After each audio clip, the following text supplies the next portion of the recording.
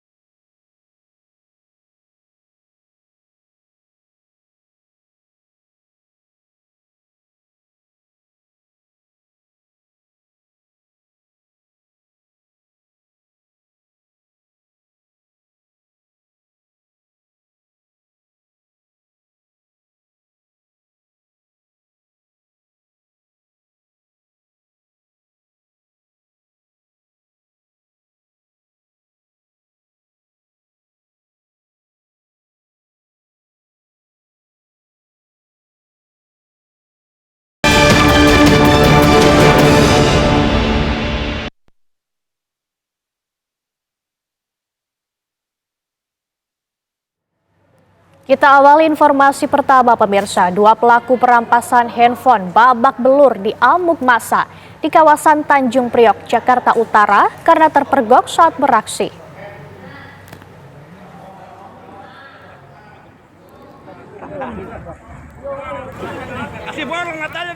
Dalam rekaman video amatir warga, kedua pelaku yang tertangkap ini pun babak belur setelah diamuk oleh massa yang geram. Pihak kepolisian yang tiba di lokasi langsung mengamankan pelaku dan membawa keduanya ke Mapolsek Tanjung Priok untuk dilakukan pemeriksaan. AKP Tommy Brian Hutomo, Kanit Reskrim Tanjung Priok menyebut, kedua pelaku beraksi membegal handphone milik seorang warga yang tengah berolahraga. Dalam melancarkan aksinya itu, kedua pelaku mengancam korban dengan senjata tajam jenis celurit.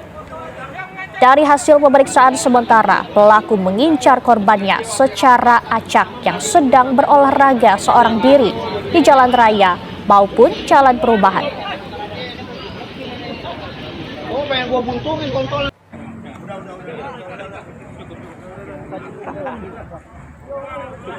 Kasih borong matanya dulu, jangan. Pemirsa, hari pertama Ramadan dinodai dengan aksi tawuran antar dua kelompok remaja di kawasan Johar Baru, Jakarta Pusat. Tawuran antar dua kelompok remaja ini terjadi di Jalan Galur Raya, Johar Baru, Jakarta Pusat, Sabtu dini hari. Aksi tawuran terjadi di saat waktu sahur perdana. Tawuran membuat warga setempat resah dan khawatir menjadi korban salah sasaran. Para pelaku tawuran yang membekali diri dengan senjata tajam membuat tak ada satupun warga yang berani melerai aksi kedua kelompok remaja tersebut. Tawuran bubar saat aparat keamanan datang ke lokasi. Dan belum diketahui pasti penyebab terjadinya tawuran tersebut.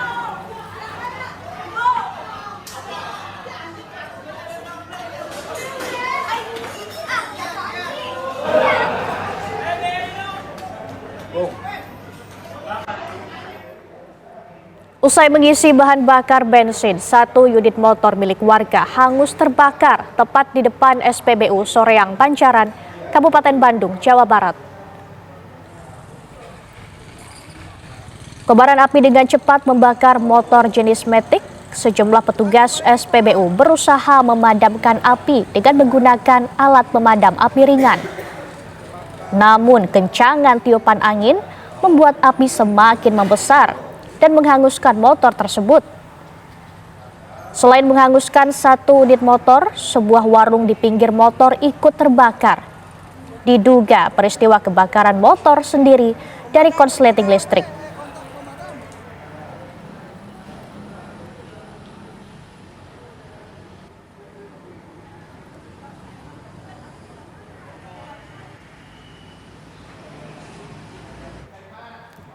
Sekitar 30 rumah semi permanen dan bangunan kontrakan hangus akibat kebakaran yang melanda kawasan Durensawit, Jakarta Timur, Jumat sore kemarin.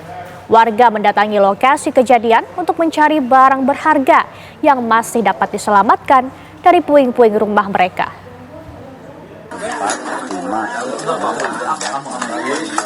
Usai kebakaran hebat yang melanda permukiman warga di kawasan Pondok Bambu, Durensawit, Jakarta Timur, Jumat sore kemarin, warga yang menjadi korban kebakaran berdatangan ke lokasi tempat tinggal untuk mencari barang-barang berharga yang mungkin masih dapat diselamatkan dari puing-puing rumah mereka. Namun, tidak banyak yang dapat diselamatkan oleh warga, mengingat saat kejadian api begitu besar dan cepat melahap bangunan rumah warga. Itu kebakar total habis. Kalau punya istri saya, istilahnya buat dagangan kayak kulkas, freezer, pokoknya dagangan tuh habis total. Kayak punya saya mesin-mesin habis total, semuanya nggak bisa ketolong. Baju nggak ada, saya keluar cuman dengan pakai sarung sama kaos. Nggak ada sama sekali yang bisa kita selamatkan. Peristiwa kebakaran yang terjadi Jumat sore kemarin tidak mengakibatkan korban jiwa, namun 3 orang warga mengalami luka akibat kejadian ini. Ini kan 2 kelurahan ya, Pondok Bambu dan Durensawit. Untuk Durensawit sendiri tadi kita hitung ada sekitar 12 kakak. 12 kakak, 12 rumah yang rusak berat kemungkinan ada 8, yang rusak ringan ada 4 rumah. Kalau untuk Pondok Bambu kita hitung kasar kemungkinan ada 30 rumah lebih. Korban jiwa meninggal dunia tidak ada, alhamdulillah. Kalau untuk korban luka-luka ada 2 orang. Luka bakar 1, luka kena beling 1, sama 1 orang pingsan karena menghirup asap saat lagi menyelamatkan rumahnya. Jumat sore 28 Februari kemarin, kebakaran hebat melanda kawasan permukiman padat penduduk di Jalan Tegal Amba, Pondok Bambu, Durensawit, Jakarta Timur. Peristiwa yang terjadi sekitar pukul 17.55 waktu Indonesia bagian Barat ini menghanguskan sekitar 30 rumah semi permanen dan bangunan kontrakan. Warga setempat sempat berusaha memadamkan api dengan peralatan seadanya. 11 unit mobil pemadam kebakaran dengan 42 personel dikerahkan untuk memadamkan api. Saat proses pemadaman, sempat terdengar beberapa kali suara ledakan. Api pun akhirnya berhasil dipadamkan setelah 1 jam.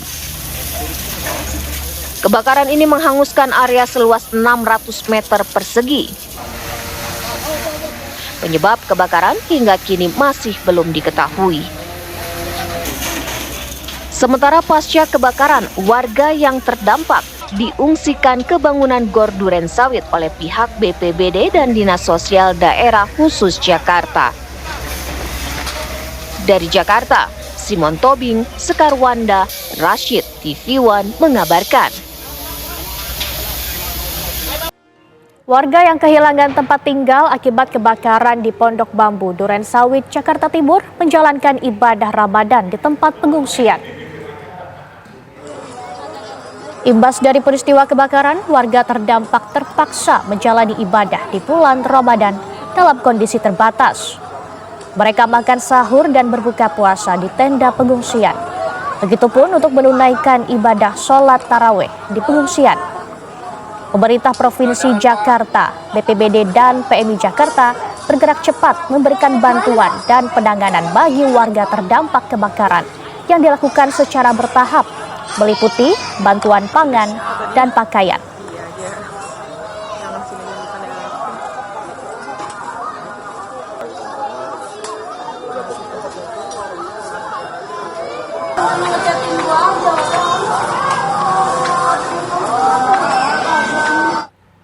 Lalu seperti apa kondisi terbaru di lokasi pengungsi kebakaran di Pondok Bambu, Durensawit, Jakarta Timur?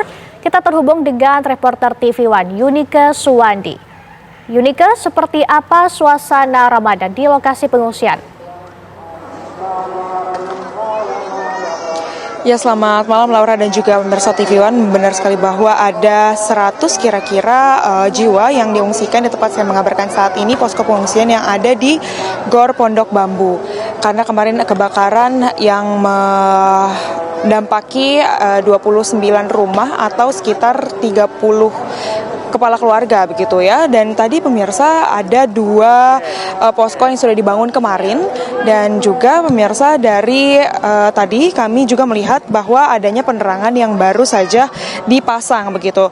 Dan terkait dengan makanan ataupun kebutuhan-kebutuhan fasilitas lainnya, saya akan mengajak Anda pemirsa TV One untuk berbincang bersama dengan salah satu korban kebakaran kemarin dari Kelurahan Pondok Bambu. Selamat malam Bapak. Malam Kak. Bapak izin sebelumnya dengan Bapak siapa? Bapak Arif. Pak Arif, ini kan kemarin saya mau bertanya-tanya dulu ya Pak mengenai pengungsian begitu. Ini kan kemarin sayangnya kebakaran terjadi nih, pas banget di hari ini adalah hari pertama puasa gitu ya Pak. Saya mau menanya tentang makanan Pak di sini, apakah tercukupi Pak baik untuk sahur ataupun berbuka puasa? Kalau buat makanan sih cukup ya, tapi cuman yang ada satu kurang itu selimut, obat-obatan dan baju seragam anak-anak sekolah aja. Itu. Berarti kalau udah makanan udah aman ya Pak ya sejauh ini? Aman. Dari kemarin yang udah diberikan dari pihak dinas sosial ataupun dari BPBD apa aja Pak? Pakaian, nasi kotak, tim medis sih aman semua.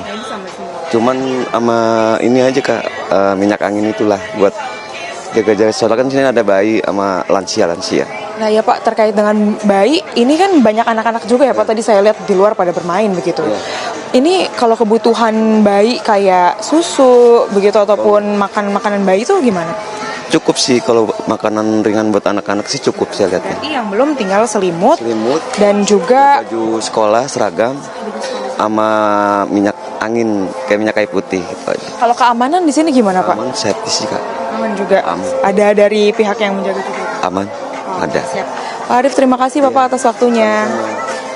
Ya Laura dan juga pemirsa TV One, itu dia tadi perbincangan singkat saya bersama dengan Pak Arif, salah satu korban dari Kelurahan Pondok Bambu pemirsa, yang memang mengatakan bahwa semua fasilitas sudah tersedia dan juga aman, baik untuk pangan ataupun makanan dan juga terkait dengan sandang. Namun ada beberapa kekurangan, yaitu seperti kurangnya selimut dan juga baju seragam begitu ya, dan juga adanya minyak angin untuk bayi-bayi dan juga lansia yang mengungsi di sini. Sementara itu Laura yang dapat saya sampaikan, kembali ke Anda di studio. Baik, Yunika Suwandi mengabarkan langsung dari Durensawit, Jakarta Timur. Terima kasih atas laporan Anda, selamat bertugas kembali. Pemirsa, rumah potong ayam di Pasar Kebayoran Lama, Jakarta Selatan yang sebelumnya sempat digerebek karena ada dugaan melakukan praktik curang ayam gelonggongan, hari ini tampak mulai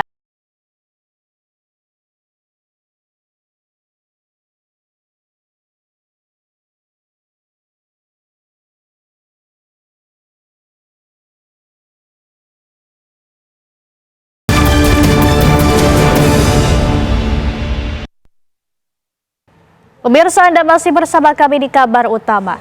Polisi membongkar kasus dugaan BBM oplosan jenis Pertalite di Kabupaten Muaro Jambi. Dalam aksinya, pelaku nekat mencampur minyak putih hasil sulingan dengan zat pewarna minyak hingga menyerupai BBM jenis Pertalite.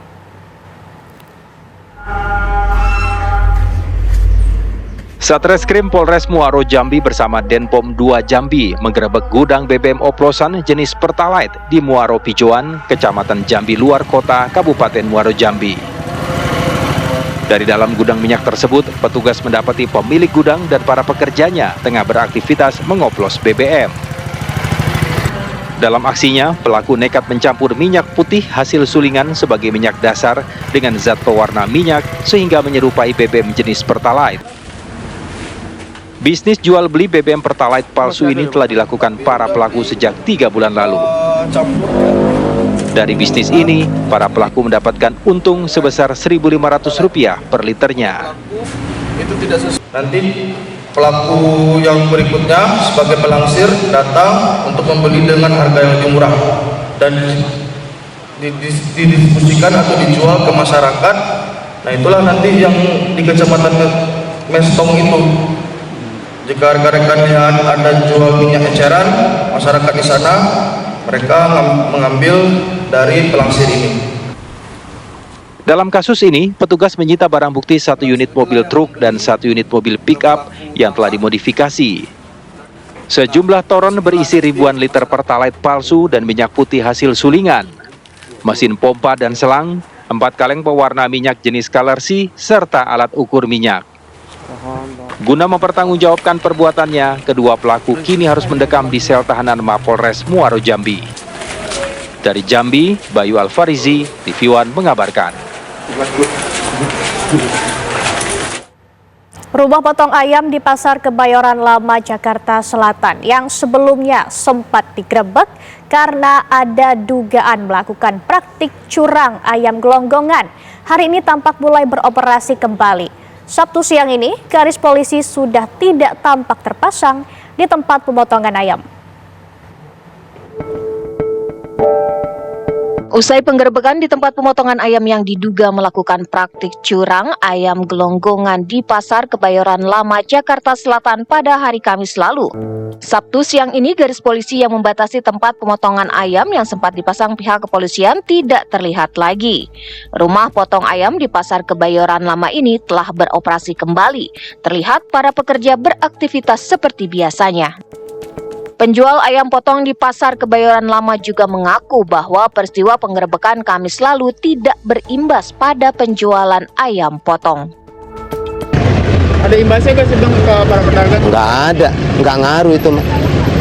Nggak ngaruh. Tapi masih banyak ya pembeli? Pembeli ya masih, karena ya pembeli itu ya gimana sih Bang caranya, kita aja kan kalau pingin bagus kan dikasih batu es tuh, kan gitu. Sebelumnya dikabarkan tempat pemotongan ayam di Pasar Kebayoran Lama digerebek pihak kepolisian. Diduga di tempat pemotongan ayam tersebut dilakukan praktik curang penggelonggongan ayam potong untuk menambah berat ayam. Dari lokasi tersebut, polisi juga telah mengamankan seorang oknum penjual ayam potong. Dari Jakarta, Bima Sakti, TV One mengabarkan. Memasuki hari pertama bulan suci Ramadan, pemirsa, Satgas Pangan Polda Metro Jaya menggelar sidak ketersediaan bahan pokok di Pasar Induk Beras Cipinang, Jakarta Timur. Selain itu, petugas juga memeriksa stabilitas harga pangan.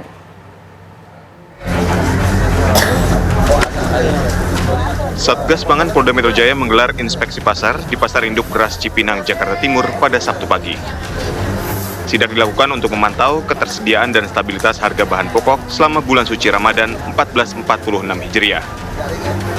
Sidak untuk memastikan ketersediaan beras dan minyak mencukupi dan harga kedua komoditas tersebut sesuai dengan harga eceran tertinggi HET yang ditetapkan oleh pemerintah. Dari hasil sidak, para pedagang menjual harga beras masih berkisar di harga Rp12.500 atau masuk kategori wajar. Di Pasar Induk Cipinang tadi kita sudah menyaksikan juga bahwa stok beras mencukupi. Kemudian yang kedua, rantai pasokan bahan pangan dari produsen, kemudian ke distributor 1, 2, hingga kepada konsumen ini rantai pasokan bahan pokok juga aman. Yang ketiga, tadi kita diskusi juga berkaitan dengan harga yang dipasarkan. Pemerintah terus berupaya memastikan stok selalu tersedia dan harga bahan pokok sesuai aturan selama bulan suci Ramadan. Masyarakat diminta berperan aktif jika menemui oknum pedagang yang memainkan harga bahan pokok agar dapat ditindak tegas oleh petugas. Dari Jakarta, Ikra Anggana, Wahyudin Justin, TV One mengabarkan.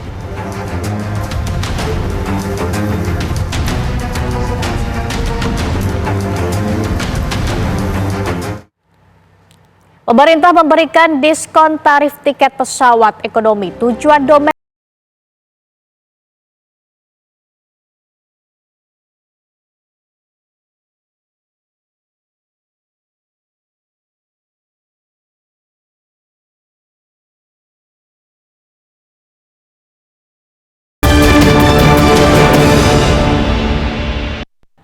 Pemerintah memberikan insentif pajak pertambahan nilai (PPN) untuk tiket pesawat ekonomi tujuan domestik selama periode mudik Lebaran 2025. Selain insentif PPN tiket pesawat domestik, pemerintah juga memberikan diskon tarif tol sebesar 20% dan program mudik gratis. Ada kabar baik untuk masyarakat yang akan mudik Lebaran tahun ini. Pemerintah memberikan insentif pajak pertambahan nilai (PPN) sebesar 6% untuk tiket pesawat ekonomi tujuan domestik bagi masyarakat yang akan melakukan penerbangan H-7 Lebaran hingga H+7 Lebaran 2025. Selain itu, pemerintah juga memberikan berbagai solusi untuk memudahkan masyarakat seperti diskon tarif jalan tol sebesar 20% di berbagai ruas jalan tol, membangun pos terpadu dan pos keamanan di titik rawan kecelakaan. Kita berhasil secara umum menurunkan biaya atau ongkos ke bandar udaraan, lalu mengurangi harga aftur di 37 bandara. Kemudian fuel surcharge itu juga bisa dikurangi sehingga itu sendiri agregatnya bisa seperti penurunan harga tiket di masa Nataru. Tapi yang lebih membahagiakan, terima kasih kepada Ibu Menteri Keuangan, kali ini ada insentif tambahan dari pemerintah berupa PPN. Sebagian ditanggung pemerintah sebesar 6%. Ini yang akhirnya secara agregat mudah-mudahan pemerintah bisa menurunkan harga tiket pesawat ekonomi domestik secara keseluruhan selama kurang lebih 2 minggu itu di angka 13 hingga 14% harga penurunan tiketnya. Akan berlaku untuk pembelian tiket tanggal 1 Maret hingga tanggal 7 April bagi traveling atau tiket yang akan melakukan perjalanan antara tanggal 24 Maret hingga 7 April 2025.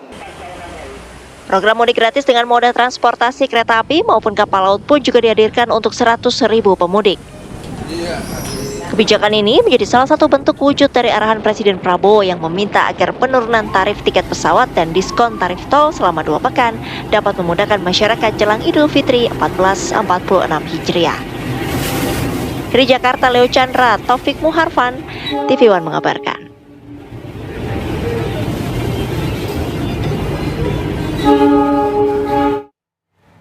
Menyambut perayaan Lebaran 2025, pemerintah menurunkan harga tiket pesawat ekonomi domestik 13-14%.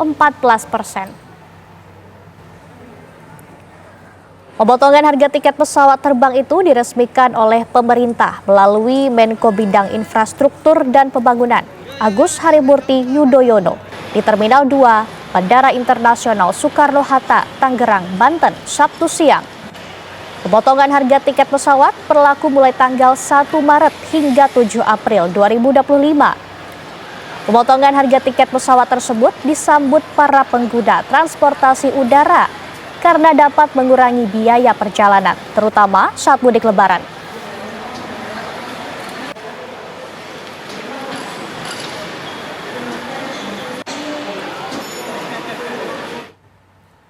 PT KAI Daob 1 Jakarta mencatat lebih dari 95.000 tiket kereta api di awal bulan Ramadan untuk keberangkatan dari Stasiun Gambir, Pasar Senen, dan beberapa stasiun lain ludes terjual.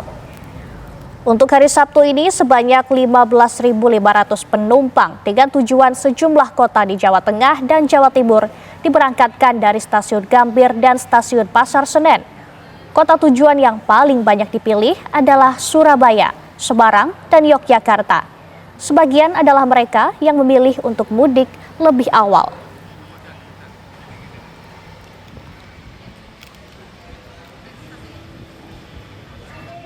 PT Kereta Api Indonesia Persero Daob 1 Jakarta telah mencatat bahwa lebih dari 95.000 tiket kereta api jarak jauh telah dipesan untuk keberangkatan dari Stasiun Gambir, Stasiun Pasar Senen, dan beberapa stasiun lain di wilayah Daob 1 Jakarta. Masih di suasana Ramadan pemirsa, pelaksanaan sholat tarawih di Masjid Istiqlal Jakarta malam ini memasuki hari kedua. Untuk mengetahui kondisi di Masjid Istiqlal, kita sudah terhubung dengan reporter TV One Nadila Saleh. Kita juga akan menyapa rekan kita Wana Sari di Kota Medan yang akan mengabarkan suasana buka puasa di sana. Kita ke Masjid Istiqlal Jakarta terlebih dahulu. Selamat malam Nadila, bagaimana pelaksanaan sholat tarawih hari kedua di sana?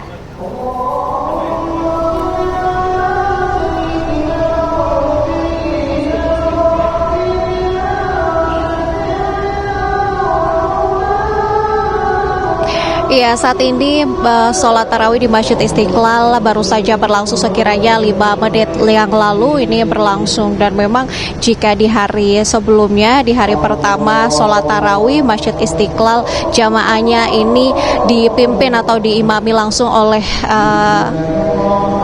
Imam besar Masjid Istiqlal yaitu Nasaruddin Umar ya. Di hari ini, di hari kedua sholat tarawih ini dipimpin oleh Imam yaitu Ustadz Ahmad Muzakir. Dapat kami informasikan bahwa sholat tarawih di Masjid Istiqlal ini berlangsung sebanyak 23 rakaat. Ini sudah termasuk dengan sholat witir, dan berdasarkan informasi yang kami dapatkan kurang lebih sholat tarawih di Masjid Istiqlal akan berlangsung sampai pada pukul 21.00 waktu Indonesia bagian Barat atau pada pukul 9. Dan saat ini jika bisa kami gambarkan, kami berada di titik lantai 3 dari Masjid Istiqlal, dan dari titik ini kami bisa melihat secara langsung bagaimana suasana ataupun bagaimana banyaknya jamaah yang hadir, ribuan jamaah yang hadir di Masjid Istiqlal, masjid terbesar di Indonesia dan juga masjid terbesar di Asia Tenggara, untuk bersama-sama beribadah dan juga bersama-sama melaksanakan ibadah sholat tarawih. Dan memang selain sholat tarawih, sejumlah aktivitas keagamaan lainnya juga berlangsung di Masjid Istiqlal. Sebelum tarawih ini tadi berlangsung seperti tausiah, kemudian mendengarkan lantunan ayat suci Al-Quran, bermuhasabah dan membaca doa, membaca Al-Quran dan lain sebagainya. Dan dapat informasikan juga bahwa memang di Masjid Istiqlal ini juga pada maghrib tadi ataupun pada waktu berbuka puasa tadi ini juga melakukan buka puasa bersama, karena dari Masjid Istiqlal sendiri ini juga memberikan takjil ataupun menu buka puasa gratis bagi masyarakat ataupun jamaah-jamaah yang hadir di Masjid Istiqlal untuk beribadah langsung ataupun berencana untuk berbuka puasa di sini juga diberikan takjil ataupun buka puasa gratis. Tadi berdasarkan informasi yang kami dapatkan dari petugas Masjid Istiqlal menginformasikan bahwa di hari Senin sampai dengan hari Kamis ini Masjid Istiqlal memberikan sekitar 4.000 box makanan takjil gratis untuk jamaah yang ada di Masjid Istiqlal. Kemudian di hari ini, di hari Sabtu, hari Jumat kemarin dan juga di hari Minggu esok ini ada 6.000 menu takjil gratis yang diberikan untuk jamaah-jamaah yang berbuka puasa di Masjid Istiqlal. Dapat kami gambarkan juga bahwa memang kami sudah berada di Masjid Istiqlal ini dari pukul 5 sore tadi. Kami melihat bagaimana suasana di sini, dan memang walaupun Masjid Istiqlal ini berada di Jakarta, namun jamaah yang ada di sini kami pastikan bukan hanya dari Jakarta saja, tapi dari seluruh wilayah di Indonesia turut hadir untuk melaksanakan ibadah sholat di Masjid Istiqlal. Sementara itu. Baik, tidak hanya di Jakarta pemirsa, kita juga akan dengarkan seperti apa suasana buka puasa di Medan, Sumatera Utara. Ada rekan Wana Sari di sana. Silakan Wana Sari.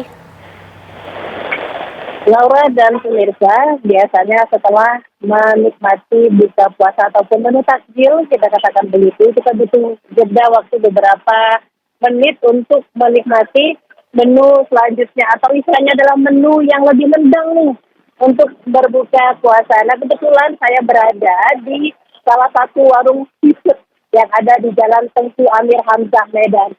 Kami amati sejak tadi ini warungnya sangat ramai pemirsa, karena di sini ada banyak sajian menu khas laut begitu, kemudian ada menu-menu lainnya yang bisa dipilih. Dan menariknya, bahwa masyarakat suka makan di warung seperti ini karena harganya terjangkau. Nah, bisa dilihat di etalase dapur, kemudian menu-menu utama ini sejak tadi tidak berhenti karyawan bekerja untuk melayani pesanan ataupun orderan masyarakat yang memilih untuk makan pada puasa pertama Ramadan. Nah, kebetulan saya juga belum makan ini pemirsa. Saya juga sudah memesan beberapa menu yang nantinya akan saya cicipin yang pastinya. Nah, ini pemirsa yang paling khas di sini adalah sambal pecatnya. Bisa dilihat dari tampilannya saja,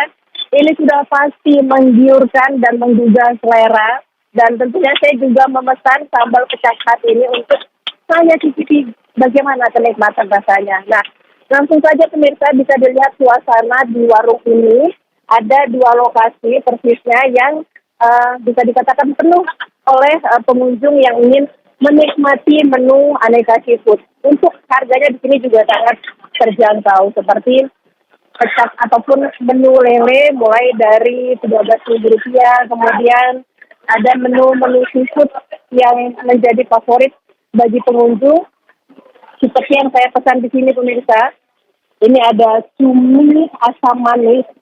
Wah, asam manis ini sudah pasti menggugah selera. Ini juga harganya terjangkau, hanya Rp38.000 per porsinya. Langsung saja saya akan menikmati aneka menu yang sudah saya pesan di sini. Saya juga sudah lapar nih.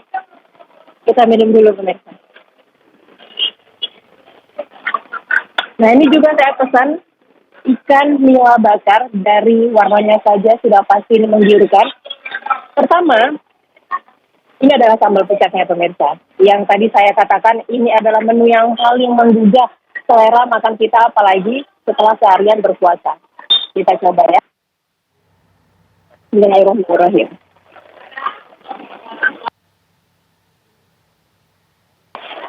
Enak sekali.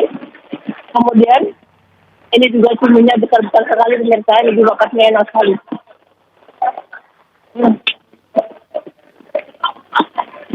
Laura, saya akan menghabiskan menu ini. Tetapi sebelumnya saya kembalikan ke Anda di studio. Baik, Wanasari mengabarkan langsung dari Medan, dan sebelumnya ada Nadila Saleh dari Masjid Istiqlal Jakarta. Terima kasih rekan-rekan, selamat bertugas kembali. Pemirsa, kabar utama akan kembali usai jeda dengan sejumlah informasi.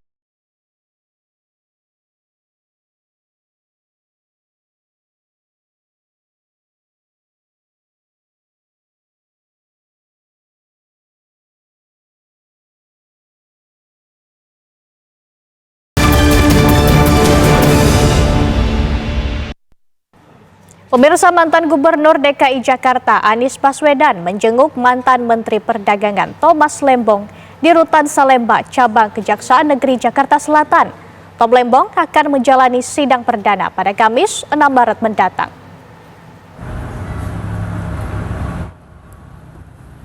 Anies Baswedan mendatangi kantor Kejaksaan Negeri Jakarta Selatan untuk mengunjungi Thomas Lembong yang ditahan di Rutan Salemba, Cabang Kejari, Jakarta Selatan.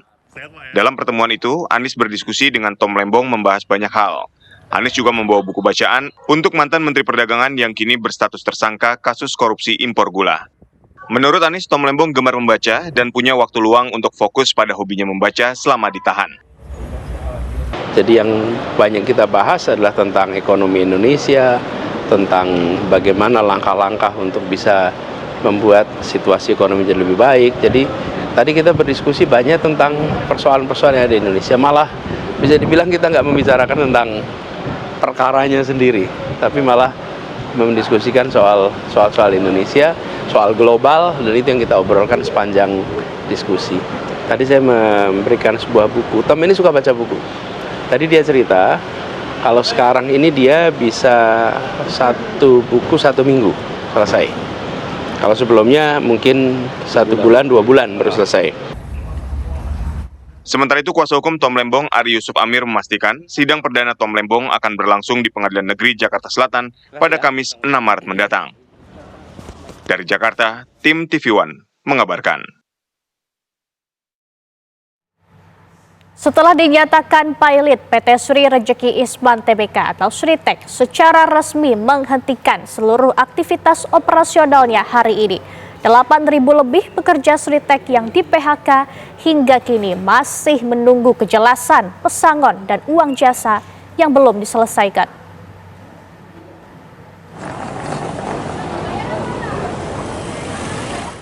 Hari ini, Sabtu 1 Maret 2025, PT Sri Rejeki Isman Tbk atau Sritex resmi menghentikan operasionalnya secara permanen. Namun sebagian buruh pabrik Sritex masih berdatangan untuk berpamitan dan mengemasi barang pribadi yang selama ini diletakkan di dalam pabrik. 8.000 lebih buruh Sritex terpaksa harus mengalami PHK setelah PT Sritex mengalami pailit. Serikat Pekerja PT Sritex menyatakan hingga kini para pekerja yang di PHK masih menunggu kejelasan pesangon dan uang jasa yang belum diselesaikan.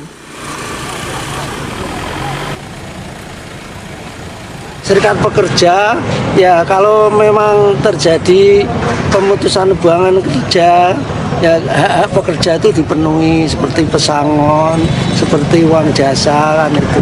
Nah, tapi ini karena masih sidang di Semarang, jadi kita suruh nunggu dulu bagaimana hasil selanjutnya.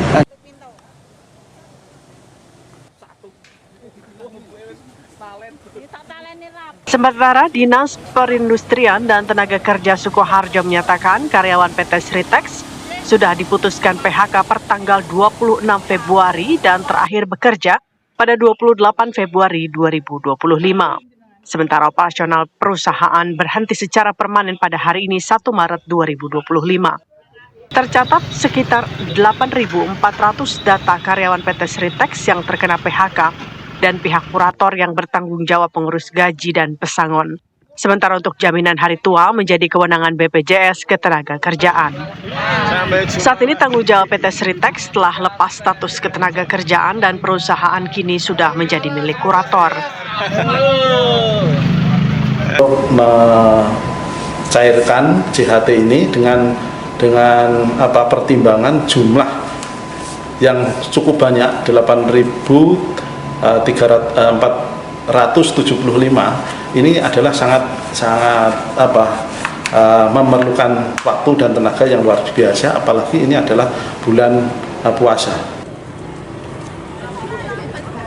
Dinas Perindustrian dan Tenaga Kerja telah memfasilitasi dan menyiapkan sekitar 8.000 lowongan pekerjaan baru di perusahaan lain yang ada di Kabupaten Sukoharjo. Dari Solo, Jawa Tengah, Effendi Rois, TV One mengabarkan. Uang tunai sebesar 90 juta rupiah milik Juragan Gabah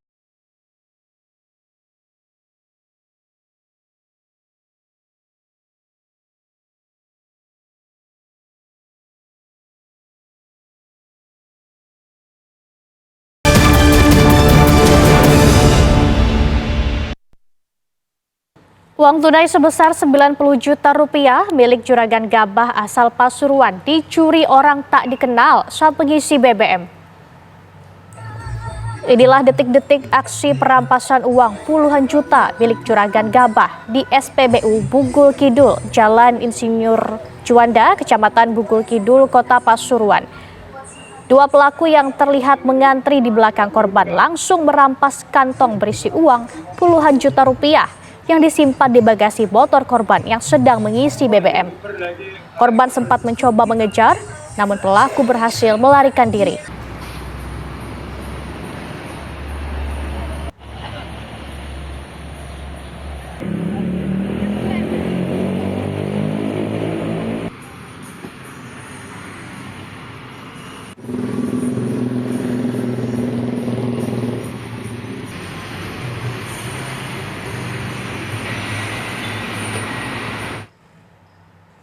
Dan demikian usai sudah kebersamaan kita di kabar utama malam.